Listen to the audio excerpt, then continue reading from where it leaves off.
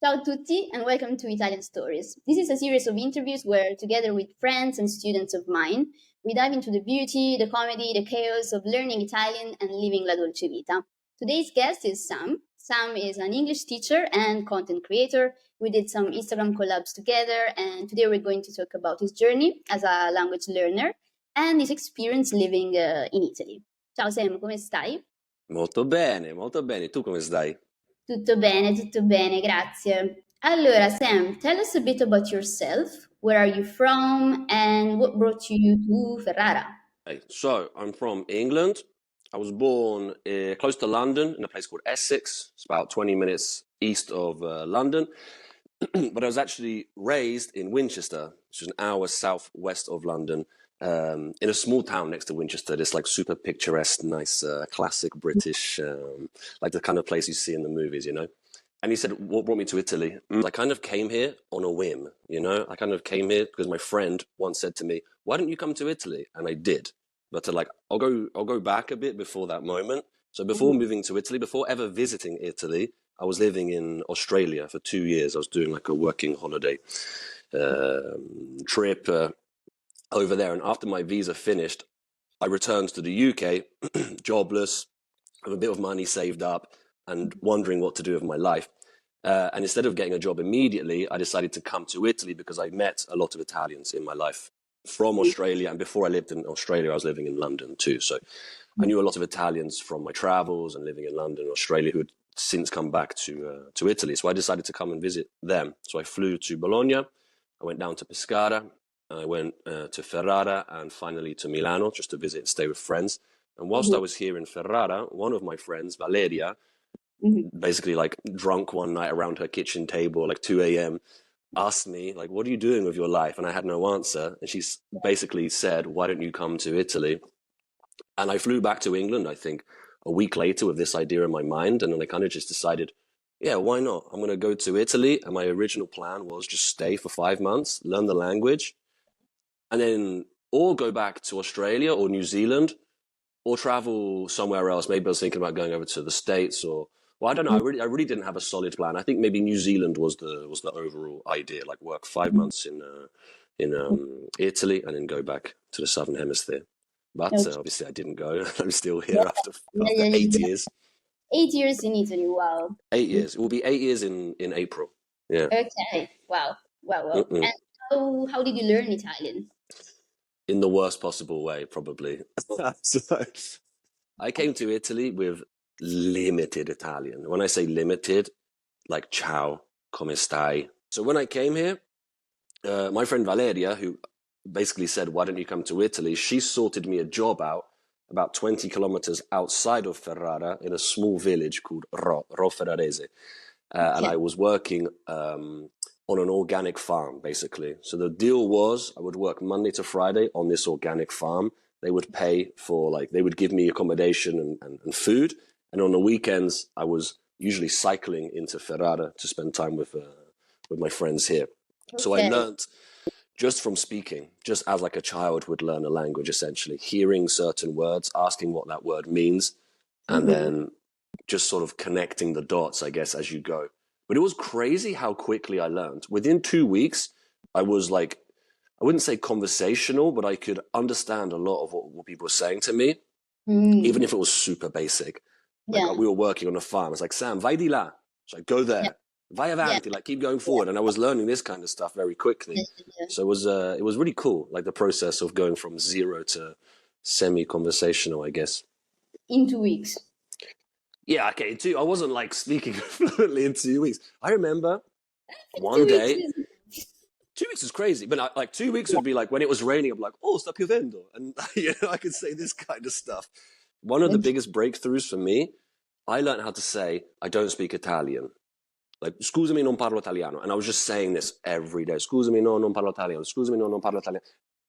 On repeat. Yeah. And then one day walking back to the house from the farm, this guy was driving past. It was like on this like long road. And at the end of the road, there was the house I was staying in, but opposite the house, there was a tigelleria, which if you don't know what a tigelleria is, it's like a little sandwich shop, like a Bolognese, Emiliano style sandwiches from the north of Italy. And this guy stopped his car, rolled down the window, and was like, "Excuse me, do you know where the tigelleria is?" And Yeah. I, in Italian, obviously, I was halfway through my scusa, no, non parlo italiano. And then I was like, wait, I can do this. I was like, vai avanti, 100 metri, e la seconda a sinistra, vai, continua di là, e il ristorante, non so, è in fondo di là. So something like that. And the Yeah. guy was like, thank you very much, and left. I probably completely destroyed it. Like he probably went like the wrong way, but I responded to the question. I was so happy. So you obviously you learned on your own. No, but would you suggest learning Italian on your own or with a teacher in a school setting? Yeah, I would. Yeah, surely. Like, if you want to learn a language, it's much better to learn with a teacher in a school setting. I wouldn't recommend learning Italian the way I did. And also, Okay. I ended up staying on the farm for a year. So my Mhm. 5 month trip away, experience away, turned into a year. So you can imagine, after 1 year, I was really confident speaking, but Mhm. I'd learned loads and loads and loads and loads of bad habits, and no one had been correcting me. No one was correcting me. So when I actually came to Ferrara, away from the farm where I was working and was speaking, I was probably like an A2 level, but really confident, just making loads and loads of errors. So I would definitely recommend getting a teacher that can stop the bad habits. In Italian, I make so many basic mistakes, like prepositions I get wrong all the time, you know? I don't know one person that gets them right. So Mm. don't worry. Yeah. Oh, I do worry. I don't want to get them wrong, you know. But some of them don't make sense to me. Some of them don't make sense, you know. Vado Everything dal makes dottore. It's like, why dal? Why not al? everything no. Everything makes sense and I can give you the Uh-huh. reason why we use a certain preposition, like for all of them. Okay. Can Yeah. you tell me why we say vado dal dottore and not al dottore? Because you use da when you're going to a person's place and not to Ah. a place. When I go to the pub, Yeah. which is like quite a lot, you know, I go quite often. We say Yeah. like vado al bar, or if we know the owners of the pubs now, because Ferrara's a small place, and we say like vado da Frank, vado Yeah. da Pardo, and that's why, because it's like I'm going to his place. Okay, see this, I didn't know this. Yeah. That's a Mhm. very basic rule. I'm not saying that like you should know it because you never studied Italian, but if you studied Italian, this would be a good thing because you're more aware. And I think with prepositions in English or Italian or Chinese or whatever language, it's better to just learn the expression as it is and don't question. Mhm. Don't question it. That's what I Just say when I'm saying, if you're learning new vocabulary, especially when it comes to adjectives, sometimes yeah, verbs too, but adjective, learn the preposition with the adjective. yeah, Don't ask why, because you're going yeah. to give yourself a hernia asking yourself why, you know? Sam, so when you went to Italy, what were the biggest cultural shocks for you? The biggest shock for me, if I can say, wasn't necessarily a cultural one. It's just an ignorance one on my behalf. I came to Ferrara for the first time to visit in February, and I didn't bring a jacket because I thought Italy was a hot country, and I got sick because it's really cold here and foggy. And I remember walking around Ferrara, and everyone was saying, "Why aren't you wearing a jacket?" Like, no, Italy's a hot country, and I got really, really, really sick. So that was my biggest shock. But in terms of like cultural shocks, people here are way more expressive than in the UK. People, I would say, not necessarily extrovert, because there are introverted people like here as well. But I would say people are much more confident in engaging in conversation with strangers, especially in England. If you speak to a stranger, the default, not the default, but the common reaction is like, Yeah. did you speak like we get shy or embarrassed or nervous if someone we don't know tries to talk to us. I noticed Mhm. as well when I first moved here that Italians love talking a lot, you know, way more than us. One thing I noticed when I was just out and about on the streets is that people are always on their phones, but not like texting. They'll be sending voice notes or just on the phone talking. Uh, And of course, if you go to like London or UK, you're going to see people on the phone as well. But I really saw the difference when I came here. It was everyone is on the phone. So, Yeah. Yeah, yeah, yeah, so, yeah, yeah, yeah. but I have a friends that are English or Irish or not Italian, and they always bully me because I'm sending audio messages, or even if I speak too much, they're like, "Shut up! yeah, There's yeah. no." speak Yeah, we're quite, I think this is like, I started doing this now, also with my job, because I speak to people all day. Yeah. I quite enjoy talking now, but I don't think I was this open before when I was living in the UK. I think in the UK, when we have conversations, they're about information. Mm, Like, mm, even if mm, you call your loved ones, like, hey, mom, how's it going? Good. What's for dinner tonight? Pasta. Okay, good. And you hang up. Like, we don't want to talk about never ask, like, how was your day? If I yeah. call my mom, like, hey, mom, how was your day? She would say, you okay? Like, what do you want? Like, do you want something? It's just like not normal for her. Do you like the Italian way, or yeah, is it something that you? Yeah, everything has its pros and cons. I think I really like the fact the Italians are really, I would say they're like socially very much more, I don't know if it's like advanced or just comfortable. I think it's more comfortable, socially Mm, more comfortable. You can speak to people and often you meet people like you've never spoken to before. And when you talk to them, it's like you've known them your entire life. And I think that mm, probably does come from having strong bonds with families. The idea of the dinner table in Italy is a big thing. mm, So me mm, and my family, when I was growing up, we always ate dinner at the table, always, which is a really nice thing. And I think most British people do this. I would like to think they did. I know some people that do eat in front of the TV and stuff, but okay. us eating dinner at night, we would sit down, we would talk about maybe a little bit of our day. We would eat. It would be like a half an hour thing, and we'd talk about something random, and then we'd go back to the living room, or I'd go to do my homework, whatever. Here in Mm, Italy, especially when I was living on the farm, I noticed that dinner time is sacred. It's like two yeah, hours sometimes, and you guys will be talking about political events or history, or you get really into it. yeah, yeah, Uh, yeah. and I think this will help you if you grow up in this environment as a child and you get to even sort of become a young adult, you're going to be much more comfortable and confident speaking with others. Whereas I think in UK, we don't have that as much. The negative aspect of this, the flip side of this, one thing I've definitely noticed as well, is that the Mm, family is so important that sometimes, I'm not saying everyone goes through this, but I've noticed a lot of people who are my age, I'm yeah, 35, who are yeah. very, very much attached to their mothers and fathers. You know the word mammone? Mammone, exactly, exactly. So the mothers especially don't want their kids to grow up or leave. Whereas in the Yeah, UK, it's completely different. When I finished college, I was 18 years old. And my yeah. mum probably, I've never actually spoken to her about this. She basically pushed me out the house. She was like, fuck off, go and get a job. So Sam, what made you decide to teach English in Italy? I was running out of money on the farm. So, Story. yeah, that's it.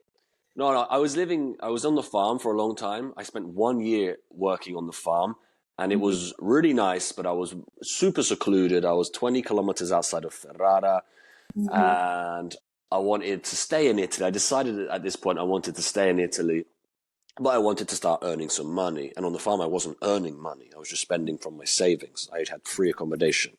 mhm, So I actually, me and Valeria, my friend Valeria, who convinced me to come here, we made a CV mhm, for me. And in a past life, when I was in Australia and UK, I was a bar manager.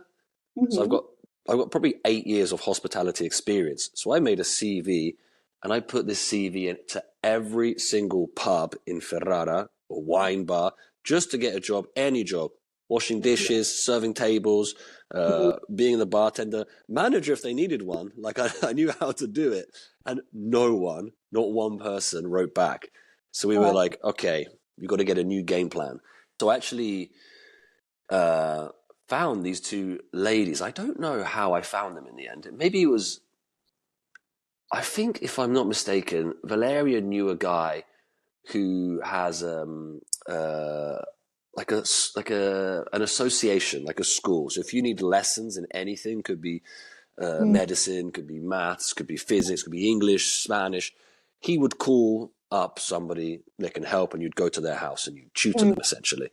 So she'd basically like given my number to this guy called Giovanni. And I'm pretty sure these two ladies called him and they wanted a native English speaker to practice speaking with. And they were tour guides. They are tour guides. So they ended up calling me and we started doing English lessons. And I honestly felt so out of my depth. I was just like, anytime they were asking me questions, I was just like, I have no idea. Like, I should not be here getting paid to do this. I really need to go back to the books and study because I feel like an idiot. So then I basically decided I was going to teach English from that moment. And I studied. I got a qualification. I did an online course to become like a certified English teacher, which took a long time. It's definitely worth it. Definitely helped me as well. And then in the meantime, as I was doing the course, I found more students, and everything started to snowball. And I found a place to live in the city. I moved to the city, and yeah, the rest is history, I guess. Cool. And Italians have a reputation for struggling with English pronunciation. What are some of the funniest mispronunciations you've heard?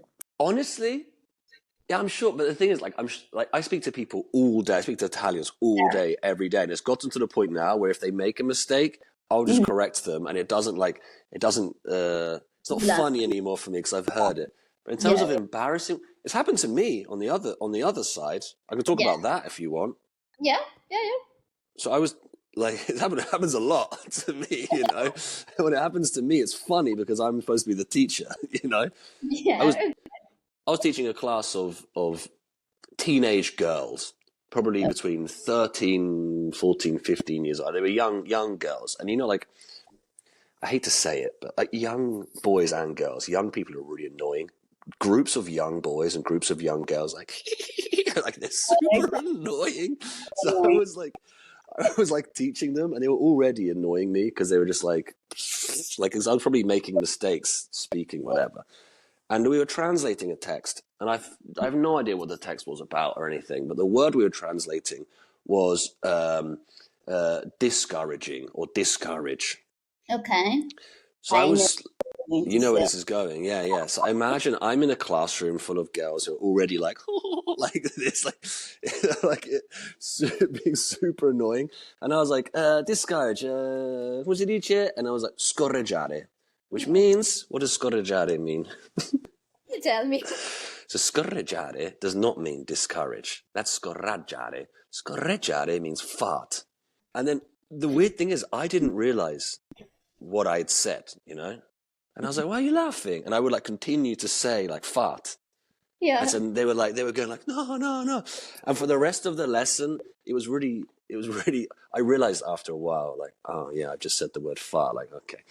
But no, I make mistakes all the time. The strange thing is, like, for me anyway, like when I was going through the process of learning a language, especially in the way I learned it, I was just always super confident to speak, even if I knew I was making so many errors. And I'm still like this today. I would speak and speak and speak, and I know I'm making errors. So, like, what goes with that is making these errors, which are funny, and people might laugh at you. But it's like I've developed this really thick skin now to the point where even if I say like I have a little penis by accident, it's not that embarrassing for me. Or if I say fart to a room full of like annoying teenage girls, for me, it's not that embarrassing because I've just been through it too many times. But at the end of the day, that's how you learn a language. You know, if you don't go for it, if you don't try, you're never going to learn. Yeah, in fact. You know, in your case, that you never actually took lessons. Like, how do you learn if not by making mistakes and, you know, trying?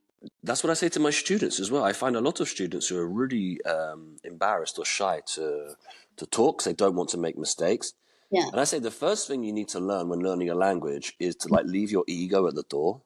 Just forget about it. You're going to make mistakes. In fact, mistakes are your best friend because when you make a mistake, I can correct it. And now you know. Yeah. I have to say that sometimes I remember when I used to learn English or Chinese or whatever the language I was learning. Sometimes I have to say I think it was the teacher's fault because some teachers are not very good at making you feel comfortable. Sure. They look at you with that, you know, like very serious face, and you're like, oh my God, I'm gonna make a mistake. Well, I'm sure if they're comfortable, you know, they can make all the mistakes they want. Yeah, exactly. And I think for me and my students, when I'm teaching, I always try to create the most like chill, like no judgment environment here. There's like we're not preparing for anything like life or death here. You know what I mean? Like we don't need to be stressed out in this Yeah. situation. In fact, being stressed out is not going to help because you're going to be too preoccupied with your stress than actually just concentrating on the job at hand. So, yeah, I Yeah. noticed that a lot of people say to me as well, and I noticed a little bit. I worked a couple of times in a middle school and liceo and a private school as well here, and I do notice, especially around exams.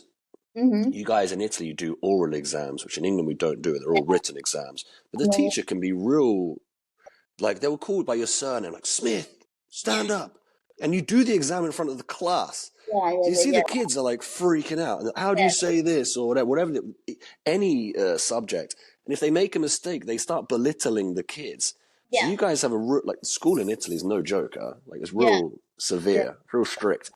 In the UK, we definitely don't have that. So I understand why some kids or some adults as well that come Mm. to me, they have like this block, you know, they're scared to speak. They're scared about making a mistake. So, Sam, 8 years in Italy is a long time. Do you have any crazy or surprising stories?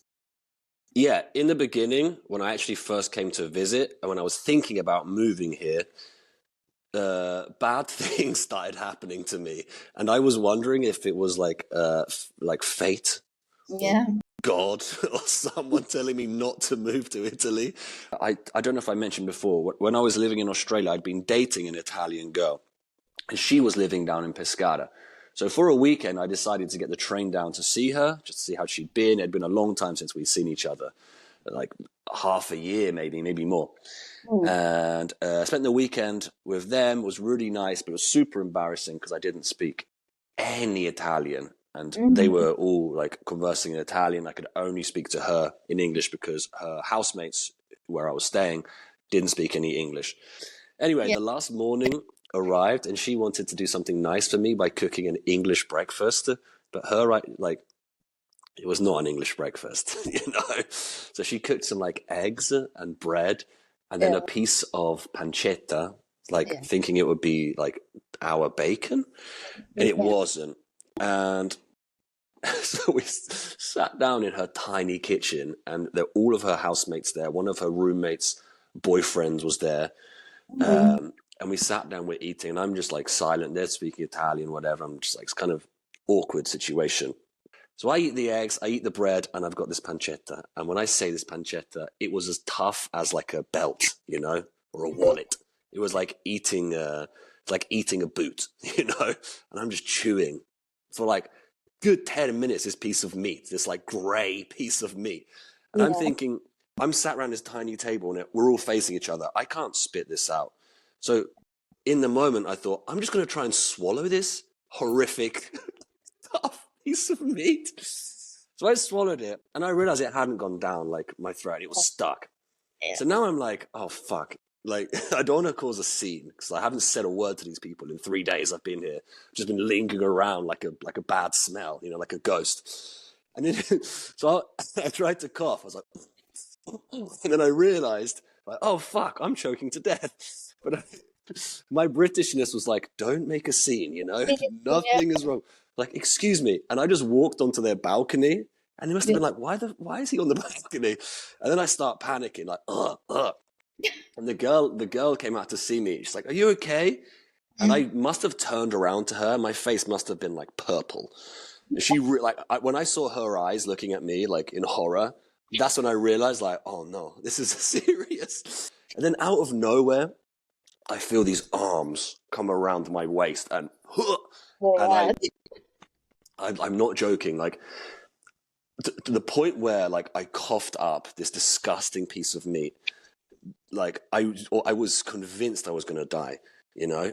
And then I promise you, the first breath, like that I took was the most euphoric moment of my life. You know, I was so happy. And then in half a second, my first breath out, it was just like shame, embarrassment, you know, like these people must think I'm so weird.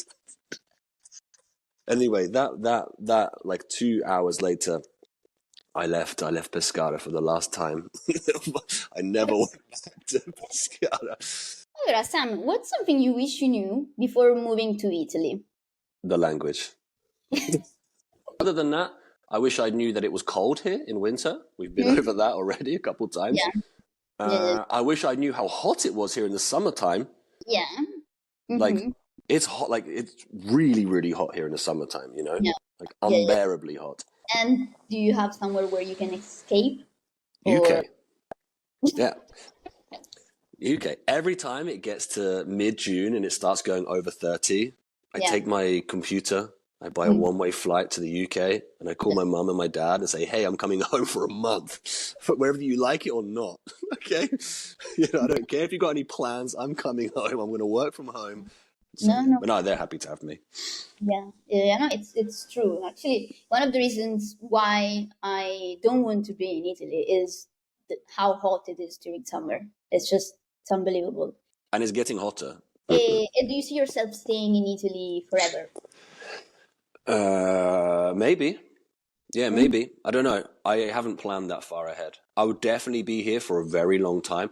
mm, Yeah, I can answer the question like this. I will be here forever in a sense that I've bought a house here. I'm not going to yeah. sell this house. I might rent it out. I might move back to England, Mm-hmm. but there'll be some part of me in Italy forever. Yeah. And if I do move back to England permanently, I'll be over here all the time, I think. Mm-hmm. So I don't know if I will stay here forever on a permanent basis, because at some point I think I might want to move to England. Which is what I would love to do is get enough money to have a house in the UK and have a house here. I know that's like dreaming a little bit because it's very, very, very expensive, and float between the two places. That's for me like the perfect situation.